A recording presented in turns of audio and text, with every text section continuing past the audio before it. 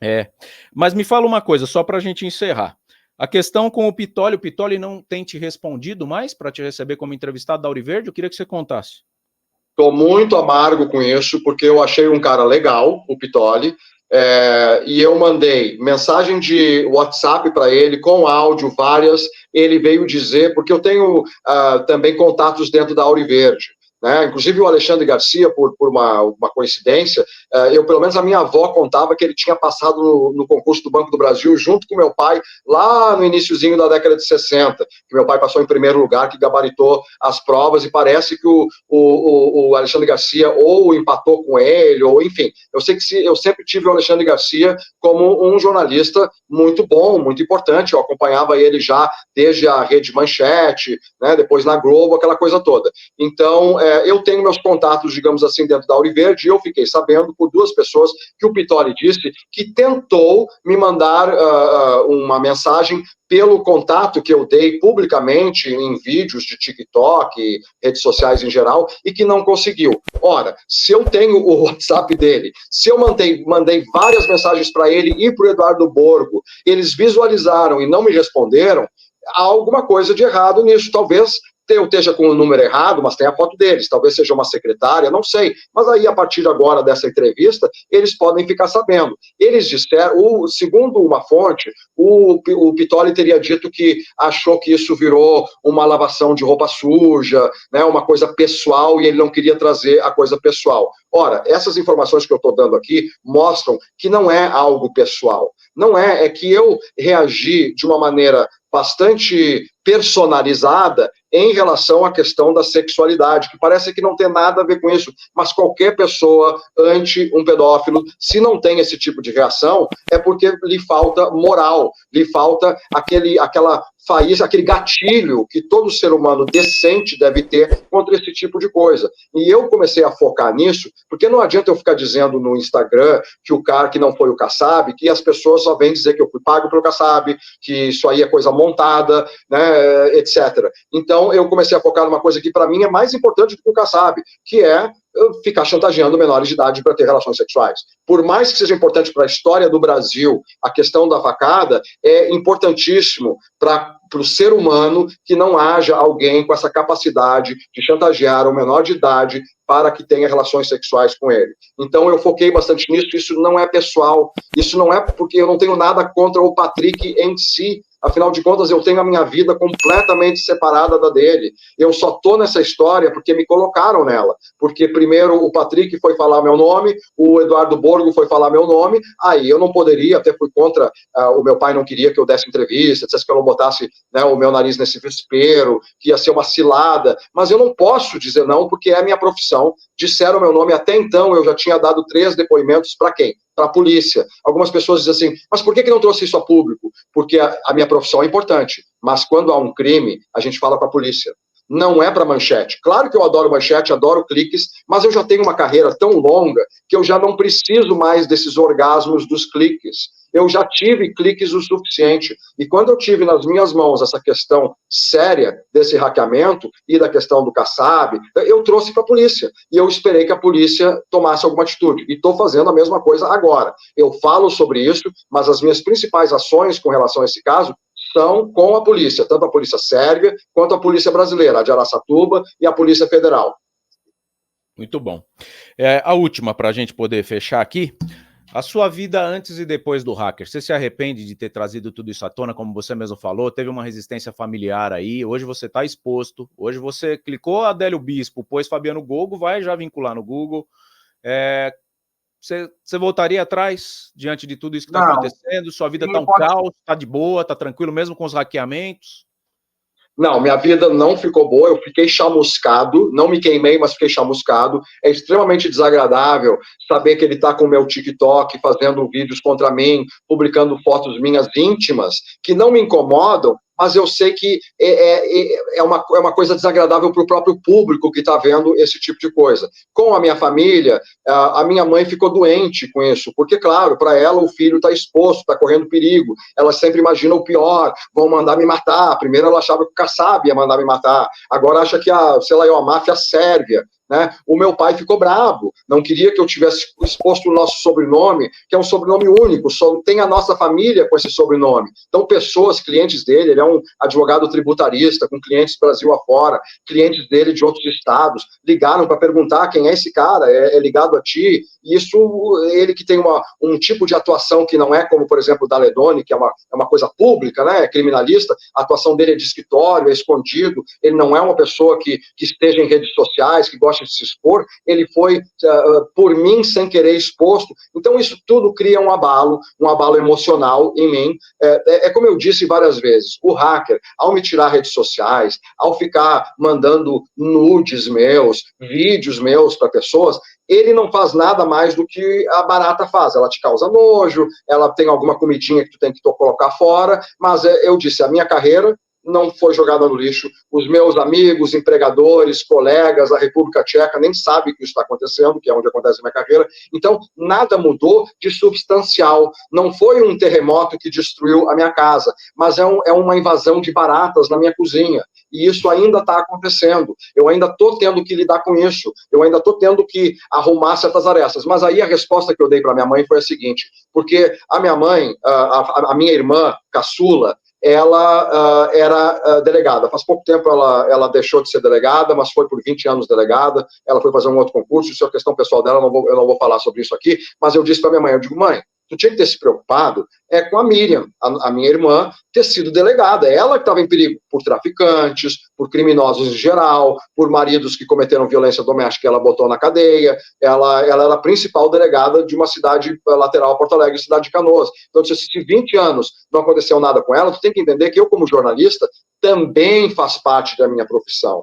Porque eu não é só jornalista, eu sou editor-chefe, que é diferente de jornalista, porque eu não faço reportagens eu próprio. No máximo, eu fazia as entrevistas principais da revista ou do jornal. O meu trabalho, na verdade, era receber toda a gama de matérias feitas pelos meus repórteres, e também encomendá-las, para depois, né, editá-las, escolher a foto, a manchete, o que corta, o que não corta, manda fazer um box, aquela coisa toda. Mas o que significa isso? Significa que, desde 2001, março de 2001, quando eu virei editor-chefe, eu já fiz com que, primeiro, vários premiers perdessem, 3 premiers perderam o cargo em função de denúncias feitas pelo meu órgão, pelo meu veículo de comunicação. Eu tenho o presidente tcheco, o Miloš Zeman, que me citou em debate. Ou seja, eu tenho uma atuação, só para citar 2 coisas, é óbvio que vários empresários, policiais, muita gente teve motivo ao longo da minha carreira de mandar fazer alguma coisa contra mim. Alguns momentos eu passei por certos apuros. Sim, já fui atracado em esquina, já recebi recadinho, já recebi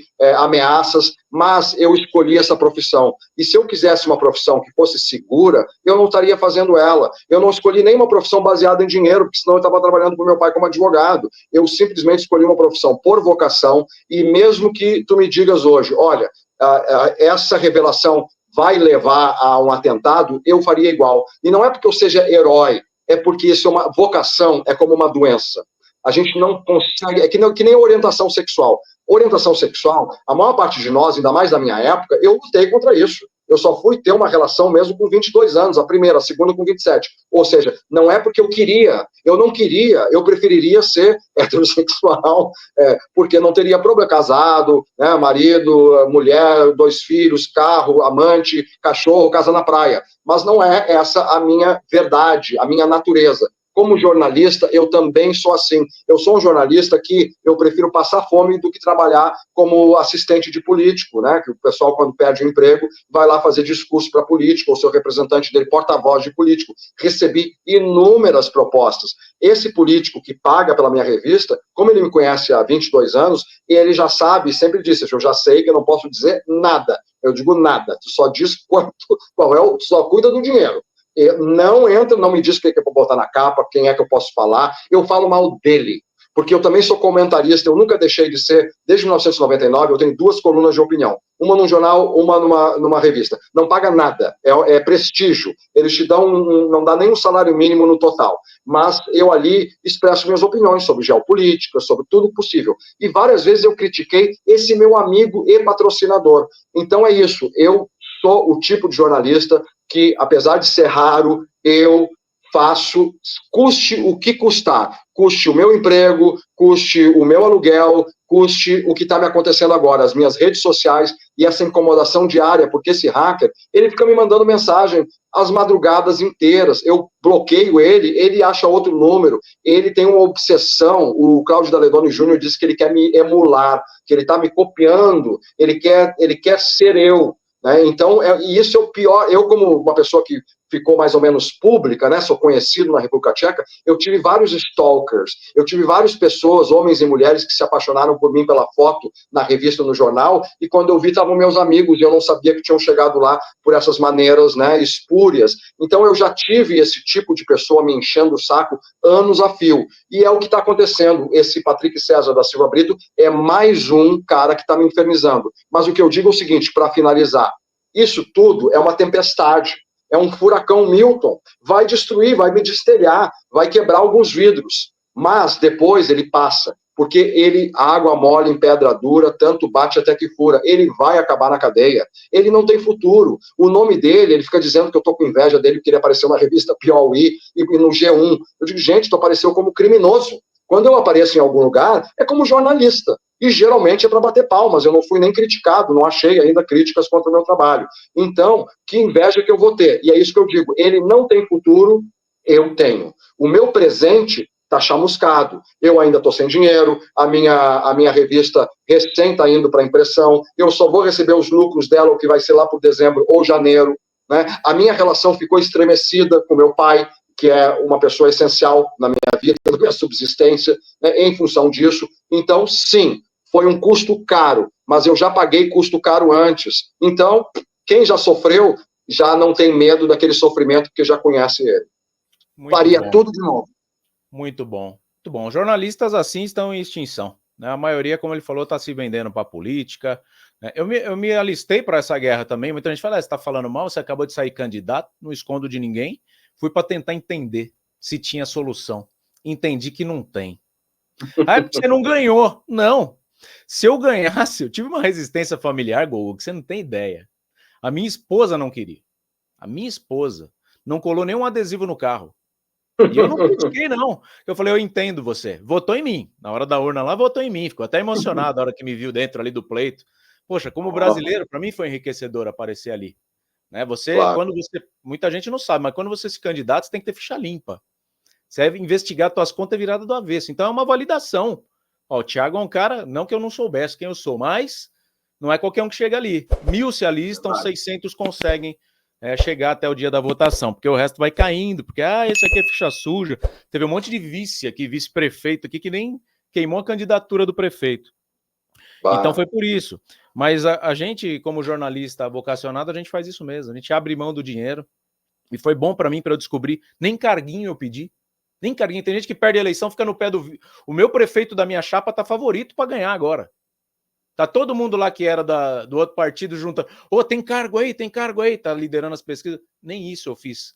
Que orgulho eu tenho de mim. Né? Se ele ganhar, tomara que ele adote porque antes de falar contigo, eu fiz uma pesquisa como bom jornalista e eu gostei, e aqui falo de coração, de todas as tuas propostas com relação aos aposentados, aos skatistas, uma série de coisas, eu achei ótimas as tuas propostas. Então, tomara que esse prefeito, caso ganhe, não sei nem qual é teu partido e não me interessa, que ele adote pelo menos algumas coisas dessa lista que eu vi na internet, num PDF, das propostas de Thiago Parigiani. Que aliás significa parisiense, né? É exatamente o que eu peço para ele também. Não é cargo nenhum, só siga ali. Né? Tem uma cobertura de um rio zoado aqui que dá para valorizar um monte de imóvel. Vai ser uma benfeitoria, elimina uma Cracolândia que está surgindo aqui. Era o que eu queria. Era 4 anos para deixar um legado para a minha cidade. Cidade que eu amo, que eu nasci, que nunca saí. Né? Então, mas tudo bem, chega de campanha. Gogo, obrigado, tá? Foi uma audiência muito legal que a gente teve aqui. Até agora, 555 pessoas agora de momento, mas passaram mais de 10 mil por aqui, com certeza muitas outras. O que eu peço para você que assistiu e que gostou, deixa o seu gostei. A gente está aqui buscando uma verdade difícil de apurar, tá? O Gogo contribui muito, né, trazendo que não era o caminho que a gente estava seguindo. Fico chateado porque chegou no derrite uma situação que a princípio não existiu, e isso atrapalha muito. Né? Se surgir um outro hacker falando novamente uma outra informação, os caras vão falar de novo, né? Descredibiliza, né? Para que se investigue a verdade. Mas eu acho que o grande A grande cereja do bolo está numa entrevista, uma simples entrevista com o Adélio Bispo na prisão. E que ele não seja eliminado. Dizem aí que ele tem medo até de tomar remédio lá no Mato Grosso. Então, espero contar com você nas próximas, que sejam pautas mais leves também. Fique à vontade, você tem uma casa para se comunicar. Se a Auriverde não está te dando espaço, você tem espaço aqui comigo. É só chamar que a gente... os espectadores podem até aproveitar e pedir para a Auriverde fazer uma campanhazinha para eles conversarem comigo. Eu não mordo, eu estou à distância pelo vídeo, não posso fazer nada. Se não gostarem, podem me cortar. E não tem só a Auriverde, tem outros canais também que a gente consegue dar uma força. Gente, muito obrigado. Muito obrigado. Muito obrigado, Thiago. Muito obrigado à audiência. Só isso? Só isso. Falou pra caramba. Muito obrigado a todos vocês. A gente se vê numa próxima live, senão vai ficar gigantesco isso aqui. Deixa eu cortar, me despeço do Gogo aí no backstage. Pera aí. Atualmente nós temos mais de 30 milhões de pessoas aposentadas, pensionistas da Previdência Social. E a esmagadora maioria dessas pessoas passam pelo chamado superendividamento. Trazendo uma solução prática, rápida e urgente para cada um de vocês, eu, Milton D'Antunes, juntamente com o Thiago Parigiani, em nossa parceria, estamos apresentando para você um manual prático para você lidar com esse superendividamento. Negociar diretamente com aqueles que são bancos, financeiras e que levam boa parte do que você tem de benefício mensalmente. Você vai mergulhar dentro de um curso prático e dentro dele você vai aprender na prática a livrar-se desse grande problema que afeta a vida hoje de milhões de brasileiros. Mas eu quero cuidar nesse momento em especial de você que acompanha o nosso trabalho. Então, não perde tempo. Adquira o nosso curso prático, que era R$ 249 e agora está em promoção especialmente para você por apenas R$ 49,90.